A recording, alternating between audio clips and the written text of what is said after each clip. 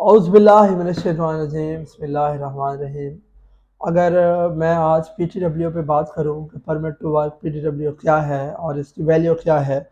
Permit to work PTW की job Pakistan में तो शायद बहुत कम है, लेकिन गल्फ़ कंट्रीज़ में Abu Dhabi, Dubai, मस्कत, Oman, Bahrain और सऊदी अरेबिया वहाँ बहुत ज़्यादा है। ऑयल एंड गैस सेक्टर्स हैं, वहाँ पे पीटीडब्ल्यू की बहुत ज़्यादा वैल्यू है और सैलरी भी अच्छी है, रीज़नेबल सैलरी है। कम से कम एटलीस्ट 2500 जो है वो रियाल आपको सैलरी मिल जाती है फिक्स, और प्लस ओटी लगा के जो है ना ओवर टाइम के साथ 4000 आप अर्न कर लेते हैं।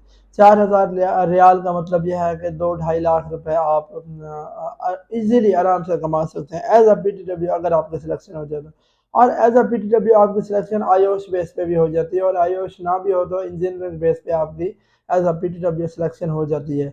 अब उसमें होता क्या है कि आपने परमिट को हैंडल करना होता है, आपने परमिट क्लाइंट से लेना होता है और उस परमिट पे आपने सेफ एग्जीक्यूशन करवानी होती है। जो परमिट आपने क्लाइंट से लेना है किसी भी जॉब का, फर्ज करो लेट्स सपोज कि आपने ओपन फ्लेम हॉट वर्क का परमिट लेना है, तो ओपन फ्लेम हॉट वर्क की सेफ एग्जीक्यूशन जो है ना, सेफ जॉब एग्जीक्यूशन, वो आपकी रिस्पॉन्सिबिलिटी है। ये इससे पहले क्या था कि जो मैकेनिकल सुपरवाइजर है ना, डेस्क लेट्स सपोज जो कॉन्ट्रैक्टर है, डेस्कॉन है या वहाँ पे दुसान है या क्यूकॉन है, ऐसी कंपनी जिसने वहाँ पे कॉन्ट्रैक्ट लिया शट डाउन का या प्रोजेक्ट का, तो कॉन्ट्रैक्टर का जो मैकेनिकल सुपरवाइजर है, जो काम करने वाला बंदा है ना, जो मेन उनका, तो उसी ने अपने नाम का परमिट भी ले लेना होता था। लेकिन अब उन्होंने क्या किया है कि काम करने वाला बंदा आपका अलग हो ना हो, हमें उससे गर्ज नहीं है। हमें गर्ज ये है कि आपका जो बंदा परमिट लेने वाला है ना, वो हमारा सर्टिफाइड बंदा हो, वो हमसे ट्रेनिंग ले, ट्रेनिंग पास करने के बाद वो टेस्ट होगा, टेस्ट पास करने के बाद उसके नाम का एक कार्ड बनेगा पीटीडब्ल्यू का, और देन वो अपना कार्ड दिखा के तो परमिट ले सकता है। अदरवाइज जिसके पास कार्ड नहीं होगा वो परमिट नहीं ले सकता। अब जब इस तरह का टेस्ट शुरू हुआ, तो जो मैकेनिकल सुपरवाइजर थे वो फील्ड में तो कई सालों से चल रहे थे, लेकिन जाहिर है उनकी इंग्लिश इतनी अच्छी नहीं है या वो उनकी एजुकेशन इतनी ज़्यादा नहीं है, तो इस वजह से फ्रेश इंजीनियर्स को मौका मिला आगे आने। Engineers as a PTW select हो गए, वहां पहुंचे, उन्होंने पीटीडब्ल्यू का टेस्ट पास किया, और टेस्ट पास करने के बाद पीटीडब्ल्यू का कार्ड मिल गया, और कार्ड मिलने के बाद जी आपने परमिट अपने नाम का लिया, और जो परमिट आपने लिया as per permit, as per JSA, as per work method statement आपने सेफ एग्जीक्यूशन करवानी है। ये आपका काम है। अब आप करते क्या है, परमिट लेके आते हैं, क्लाइंट से परमिट लेके आना है। क्लाइंट सबसे पहले अपने इंजीनियर से डिस्कस करना है कि आज की हमारी एक्टिविटी क्या है, अपने सुपरवाइजर से डिस्कस कर लेना है कि आज फला किस जगह पे एक्टिविटी है, कौन सी एक्टिविटी है और कितनी देर की एक्टिविटी है।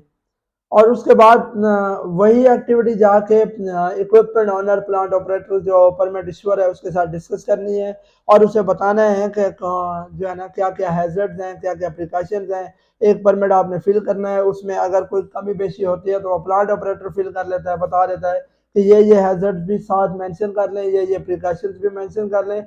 देन जो है ना परमिट लेके आप आते हैं, आप साइट पे पहुंचते हैं, और साइट के जितने अरेंजमेंट्स होते हैं वो सारे पीटीडब्ल्यू के में होते हैं परमिट टू वर्क के। आप फिर आते हैं और आके परमिट रिसीवर आप होते हैं, तो आप अपनी टीम को इकट्ठे करते हैं, उनको बताते हैं कि हमारे आज की ये एक्टिविटी है, इस एक्टिविटी में ये तमाम हैजर्ड्स की लिस्ट है और ये प्रिकॉशंस हैं। जब आप उनको हैजर्ड और प्रिकॉशन बताते हैं, तो फिर अरेंजमेंट देखते हैं कि यहाँ पे लेट्स सपोज अगर फेस मास्क चाहिए तो फेस मास्क है या नहीं है, ग्राइंडर चाहिए और फेस शील्ड चाहिए, अगर फायर एक्सटिंग्विशर चाहिए, फायर वॉचर चाहिए, एसबीएम चाहिए, ये लोग हैं या नहीं है, तो उस सारे अरेंजमेंट्स आपने देखने हैं। देन आपने अलाउ करना है काम करने में, और काम करने से पहले आपने वर्कर्स की टीबीटी करवा देनी है।